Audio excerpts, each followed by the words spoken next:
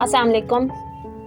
لاحاصل کی تلاش میں انسان اپنا حاصل بھی کھو دیتا ہے، اس لیے جو حاصل ہے اس پر شکر ادا کرو اور جو ملا نہیں اس پر صبر کرو، کیونکہ اللہ نے تم سے جو چھین لیا ہے وہ تمہارے لیے بہتر نہیں تھا۔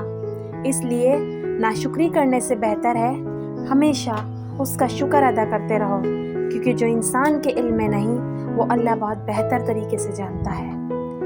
اے ابن آدم، ایک تیری چاہت ہے اور ایک میری چاہت ہے، پر ہوگا وہی جو میری چاہت ہے۔